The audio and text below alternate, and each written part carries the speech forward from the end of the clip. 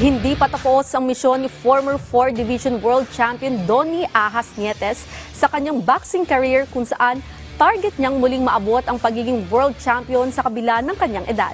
Para sa detalye, naritong report ni teammate Paulo Salamatin. Sa pagbabalik ibabaw ng ring ni former 4 Division World Champion Donnie Ahas Nietes, makalipas ang halos 3 taong pagkakapahinga, unanimous decision win ang kanyang naitala kontra kay Miller Alapormina noong Huwebes sa Parañaque City. At syempre, wala nang iba pang target ang 42-year-old Pinoy boxer dahil layunin nito na muling makakuha ng isang world title fight sa huling pagkakataon. Siyempre, yun ang target natin. Hindi tayo babalik ng boxing pag hindi tayo magta-target ng world title talaga. So, yun ang target ko.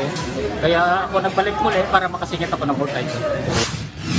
Si Nietes lang naman ang ikatlong Filipino boxer na nakapagkampiyon sa 4 na boxing divisions mula minimum weight, light flyweight, flyweight hanggang super flyweight class, kahanay sa likod ni Nonito Donaire Jr. at ang nag-iisang former 8 Division World Champion na si Manny Pacquiao. At ngayong umakyat na si Nietes sa mas mataas na dibisyon, may tsansa ito na maabot ang inaasam na 5 Division World Champion sa huling pagkakataon.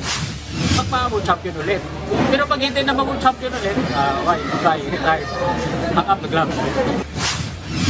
Kasalukuyang pinamumugaran at hawak ng mga Japanese boxers ang 4 na world boxing titles sa bantamweight division. At nang tanungin si Nietes kung sino ang nais itong makatapat, Siyempre, lahat ng mga champion sa bantam, yun ang gusto ko na makakalaban kasi magkatimbang kami eh.